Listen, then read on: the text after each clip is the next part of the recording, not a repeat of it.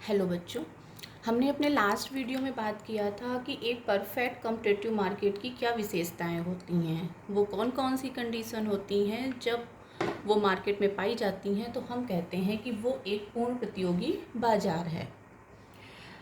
जब हम इस टॉपिक पे बात करते हैं कि पूर्ण प्रतियोगी बाजार में कीमत और उत्पादन का निर्धारण किस प्रकार से होता है, तो 4 वक्र होते हैं जो हमें मेन समझने होते हैं। AR वक्र, MR वक्र, AC वक्र और MC वक्र। इनमें से 2 की बात आज हम अपने इस लेक्चर में करेंगे। AR वक्र होता है एवरेज रिवेन्यू, जिसको बोलते हैं औसत आय, और MR वक्र होता है मार्जिनल रिवेन्यू, जिसको बोलते हैं सीमांत आय। AR वक्र यानी कि एवरेज रिवेन्यू। एवरेज रिवेन्यू होता क्या है, इसके बाद हम चर्चा करेंगे कि पूर्ण प्रतियोगी बाजार में किस प्रकार का AR वक्र होता है। पहले हमें ये समझना है कि आखिर औसत आय होती क्या है। तो 4 चीज़ें हैं जो हमें किसी भी मार्केट में किस स्थिति में फर्म कार्य कर रही है, लाभ में कार्य कर रही है, हानि में कार्य कर रही है, सामान्य लाभ में कार्य कर रही है, असामान्य लाभ में कार्य कर रही है, वो 4 वक्र होते हैं जिनकी स्थिति से हम ये पता करते हैं कि आखिर फर्म की स्थिति या उद्योग की स्थिति क्या है। वो 4 होते हैं AR वक्र, MR वक्र, AC वक्र और MC वक्र। इनमें से AR और MR की बात हम अभी करेंगे। AR का मतलब हुआ एवरेज रिवेन्यू।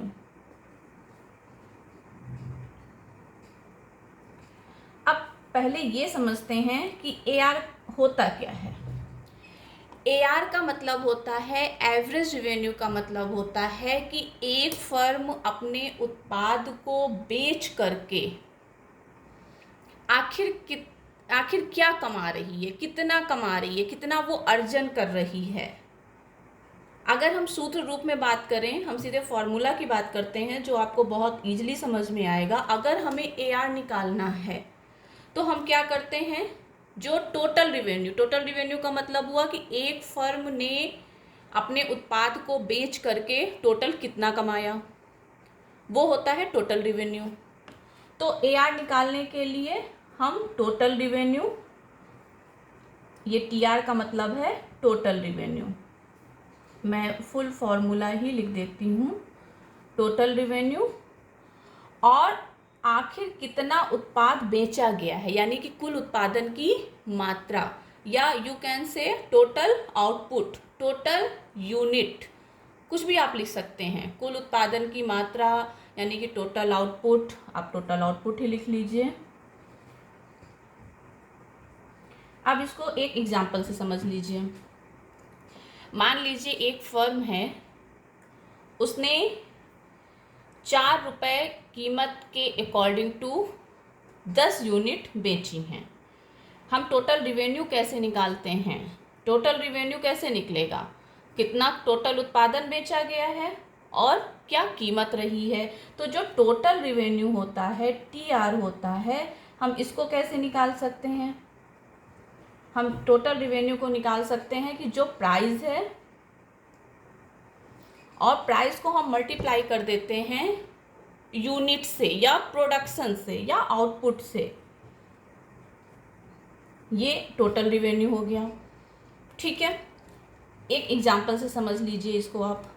मान लीजिए प्राइस है, किसी भी X वस्तु है और उसकी कीमत है 4 रुपये और हमने 10 यूनिट सेल की हैं। ये जो 40 आया निकल के, ये हो गया टोटल रिवेन्यू। टोटल क्या होता है, आपके मार्क्स, टोटल ग्रांड टोटल होता है, आप सारे मार्क्स जोड़ देते हो। ठीक है, और अगर आपको एवरेज क्या होता है, जो आप कहते हो परसेंटेज, ये एक एवरेज होता है। परसेंटेज हमेशा एवरेज ही होता है। जब आप कहते हो 60%, तो इसका ये मतलब होता है कि एवरेज आपके प्रत्येक सब्जेक्ट में 60 मार्क्स हैं, जबकि ऐसा होता नहीं है। किसी में 58 भी होते हैं, किसी में 62 भी होते हैं। आप एवरेज कैसे निकालते हैं, total marks upon total subject. ठीक है, वैसे ही यहाँ का भी एवरेज निकलता है। नंबर टोटल कैसे निकले, आपने सारे मार्क्स जोड़ दिए, सारे जितना भी आपने बेचा है उसको आप जोड़ देंगे तो टोटल आपका निकल आएगा। ठीक, मान लीजिए ये 40 आपका टोटल रिवेन्यू है। ठीक है, आपने कितनी यूनिट्स बेची। अब आपको अगर टीआर निकालना है, एआर निकालना है, एवरेज निकालना है, तो आपका फॉर्मूला है total revenue upon total output. तो टोटल रिवेन्यू हमने मान लिया कि हमारा है 40 और टोटल आउटपुट कितना है हमारा, यानी कितनी यूनिट्स हमने सेल की हैं 10, हमारा कितना आ गया 4। यानी कि जो प्राइस है वही कॉम्पिटिटिव मार्केट में एआर होता है। जो हम कहते हैं एआर वक्र वही होती है प्राइस लाइन। क्लियर, यानी कि ये जो 4 है, यहाँ पे देखिए हमने 4 को ही प्राइस माना है, और जब हमने total revenue upon total output किया तब भी हमें 4 ही मिला। क्यों? क्योंकि प्रत्येक यूनिट की जो कीमत है वो 4 रुपये ही है। अगर एक्स वस्तु की पहली यूनिट बेची गई 4 रुपये में, तो 10th यूनिट भी 4 रुपये में ही बेची गई है। इसीलिए ये जो 4 निकल के आया है, प्राइस और एआर दोनों बराबर हैं, इसीलिए बराबर हैं। तो यहाँ पे जो 4 है, ये जो 4 निकल के आया यही प्राइस है और यही हमारा एआर है। क्लियर। अब दूसरा है एमआर। अगर डेफिनेशन की बात करें तो मार्जिनल का मतलब होता है एन एडिशनल यूनिट। हम लास्ट यूनिट भी बोलते हैं। लास्ट यूनिट का मतलब होता है जो अंतिम इकाई है। अगर हम किसी वस्तु की 10 यूनिट की बात कर रहे हैं, इट्स मीन 10 यहाँ पर मार्जिनल यूनिट हुई। और अगर हम 11वीं की बात कर रहे हैं तो इट्स मीन यहाँ पे जो 11th यूनिट है दैट इज मार्जिनल। 12वीं की बात कर रहे हैं तो जो 12वीं यूनिट है that is marginal. An additional unit और लॉस यूनिट वो होता है मार्जिनल। रिवेन्यू आय, यानी कि एक अगली इकाई से प्राप्त होने वाली जो आय हुई वही है सीमांत आय। अब हमने मान लीजिए, हम इसको भी आपको एक एग्जाम्पल से ही बताते हैं, इसी एग्जाम्पल को हम कंटिन्यू करते हैं। हमने कहा कि 10 यूनिट्स को बेच करके जो भी सेलर है उसने 40 रुपये के बराबर आय प्राप्त की। तो मान लीजिए 10 यूनिट से 40 रुपये प्राप्त किया। अब अगर वो 11वीं यूनिट बेचेगा और 4 रुपये कीमत से ही बेच रहा है, तो जाहिर सी बात है अगर वो 11 यूनिट बेचेगा तो अब उसको आय 44 रुपये हो जाएगी। ठीक, ये 10th यूनिट की, और मान लीजिए ये 11th यूनिट हो गया। क्योंकि हम 4 रुपये कीमत मान रहे हैं इसलिए ये 44 हो गया। अब क्या निकल के आया, 44 माइनस 40 यानी कि 4। फिर से 4 निकल के आया।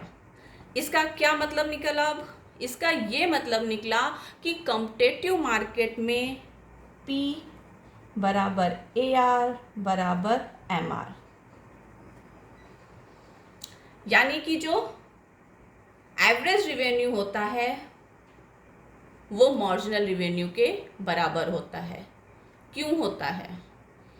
इसलिए होता है क्योंकि समरूप वस्तुओं को बेचा जाता है और प्रत्येक यूनिट की कीमत उद्योग डिसाइड करता है, फर्म डिसाइड नहीं करता है। हमने आपको जब कैरेक्टरिस्टिक्स में बता रही थी तब भी मैंने आपको ये बताया था कि जो परफेक्ट कॉम्पिटिटिव मार्केट में फर्म्स होती हैं, firms are price taker not price maker. Price taker होती हैं वो उद्योग होता है जो कीमतों का निर्धारण करता है, और जो फर्म होती हैं वो उस कीमत को अडॉप्ट कर लेती हैं। उस कीमत पे वो जितना चाहें उतना उत्पादन बेच सकती हैं। लेकिन एक फर्म, क्योंकि उद्योग की बहुत छोटी सी इकाई होती है, इसलिए फर्म कीमतों को प्रभावित करने की स्थिति में नहीं होती है। ठीक है, तो जो परफेक्ट कॉम्पिटिटिव मार्केट होता है उसमें AR और MR वक्र सेम होता है, सेम रेखा होती है। क्यों होती है? क्योंकि जो AR वक्र होता है वही MR वक्र होता है। प्रत्येक यूनिट की जो कीमत होती है, प्रत्येक उत्पादन की इकाई की जो कीमत होती है, क्योंकि वो एक होती है, इसीलिए जो कीमत है वही AR है और वही MR है। अब हम आपको एक डायग्राम ड्रा करके बताते हैं कि उद्योग में किस प्रकार से कीमत का निर्धारण होता है और किस प्रकार से जो फर्म्स होती हैं उनका AR और MR वक्र निकल के आता है।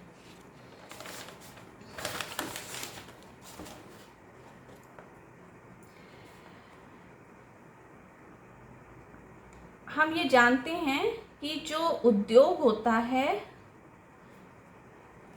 X और Y, यहाँ पे हम डिमांड और सप्लाई दोनों को दिखा रहे हैं किसी भी वस्तु की, और Y पे हम कीमत को दिखा रहे हैं, प्राइस को दिखा रहे हैं। ये जो है ये किसी भी उद्योग को हम मान लेते हैं, ये पैनल A है। जब एक डायग्राम में हम एक साथ कई डायग्राम ड्रा करते हैं तो उसे हम पैनल में डिवाइड करते हैं। हमने मान लिया कि उद्योग का जो D वक्र है, समथिंग एज D, ये उद्योग का S वक्र है। हम ये जानते हैं जहाँ पर D बराबर S होता है वहीं पे प्राइस का डिटर्मिनेशन होता है। E बिंदु पर दोनों एक दूसरे को काट रहे हैं, इट्स मीन ये वो कीमत है, कोई भी कीमत आप मान लीजिए, हम यहाँ पे P मान लेते हैं, और ये टोटल उत्पादन हुआ। उत्पादन का मतलब हुआ यही टोटल डिमांड है OQ और यही टोटल सप्लाई है। उद्योग विभिन्न फर्मों की डिमांड और सप्लाई के द्वारा जो उद्योग होता है वो अपना डिमांड और सप्लाई निकालता है।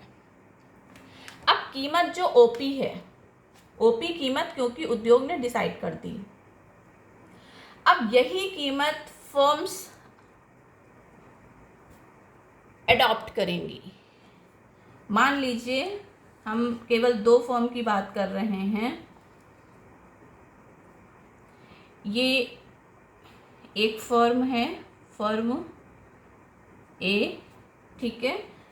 इसी में हम एक दूसरा भी ड्रॉ कर लेते हैं, दैट इज फर्म B। ये जो P रेखा है यही फर्म A के लिए प्राइस लाइन है, AR वक्र है, MR वक्र है। यही फर्म B के लिए भी P बराबर AR बराबर MR। जितनी भी फर्म्स होंगी वो इसी OP कीमत को ही एडॉप्ट करेंगी, और जो कीमत है वही एवरेज रिवेन्यू है और वही मार्जिनल रिवेन्यू है। तो जो परफेक्ट कॉम्पिटिटिव मार्केट होता है उसमें जो AR वक्र और MR वक्र होता है वो ऐसे होगा, यही है AR बराबर MR वक्र। आप P यहाँ भी लिख सकते हो। क्यों ऐसा है? ये X अक्ष के समानांतर कहा जाता है। इसको हम बोलते हैं कि AR वक्र और MR वक्र परफेक्ट कॉम्पिटिटिव मार्केट में एक हॉरिजॉन्टल लाइन होती है। और क्यों होती है ये हमने आपको बता दिया, क्योंकि यहाँ पे जो AR होता है वो MR और प्राइस तीनों एक ही निकल के आते हैं। जैसा कि हमने एग्जाम्पल में समझा था कि 4 रुपये ही कीमत थी, 4 रुपये ही एवरेज रिवेन्यू था और 4 रुपये ही मार्जिनल रिवेन्यू था। Because all 3 are same, price, average revenue and marginal revenue. इसलिए जो रेखा होती है वो एक्स अक्ष के समानांतर एक सीधी रेखा होती है। अब हम अपने नेक्स्ट लेक्चर में बात करेंगे कि परफेक्ट कॉम्पिटिटिव मार्केट में एसी वक्र और एमसी वक्र कैसा होता है। वैसे मैं आपको यहाँ पे ये बता दूं कि जो एसी वक्र और एमसी वक्र होता है वो जितने भी मार्केट होते हैं, जितने भी टाइप ऑफ मार्केट आपको पढ़ने हैं, सब में ऐसा ही होता है। केवल AR-MR वक्र परफेक्ट कॉम्पिटिटिव मार्केट का हॉरिजॉन्टल होता है। बाकी का जब हम आगे अदर मार्केट की बात करेंगे तब हम आपको बताएंगे कि AR और MR वक्र किस प्रकार का होता है। तो आई होप कि आपको AR और MR वक्र परफेक्ट कॉम्पिटिटिव मार्केट में कैसा होता है, क्यों होता है, और आपको ये ज़रूर याद रखना है कि यहाँ पे जो फर्म होती है वो उद्योग का एक बहुत छोटा अंग होती है, इसलिए वो कीमतों का निर्धारण नहीं करती हैं, वो केवल कीमतों को ग्रहण कर लेती हैं, अडॉप्ट कर लेती हैं जो उद्योग के द्वारा निर्धारित की जाती हैं, और उस कीमत पे कोई भी फर्म जितना चाहे उतना प्रोडक्शन करके बेच सकती है। इस डायग्राम में जो OQ है ये इन सारे प्रोडक्शन को जोड़ करके निकाला गया है। अब केवल इस OQ का डिवाइडेशन होता है फर्म्स के बीच में। क्लियर? कंपटीशन केवल इस बात का होता है पूर्ण प्रतियोगी बाजार में कि एक फर्म कितना ज़्यादा उत्पादन एक दी हुई कीमत पर या उद्योग द्वारा निर्धारित कीमत पर कितना उत्पादन वो बेच सकती है। केवल इतना कंपटीशन होता है, क्योंकि प्राइस के मामले में वो कुछ भी करने की स्थिति में नहीं होती है। तो हम अपने नेक्स्ट लेक्चर में अब बात करेंगे कि एसी वक्र और एमसी वक्र यानी कि एवरेज कॉस्ट वक्र और मार्जिनल कॉस्ट वक्र किस प्रकार के होते हैं। तब तक आप ये डायग्राम ड्रा करिए, समझिए। आई होप कि आपको समझ में आया होगा। Thank you.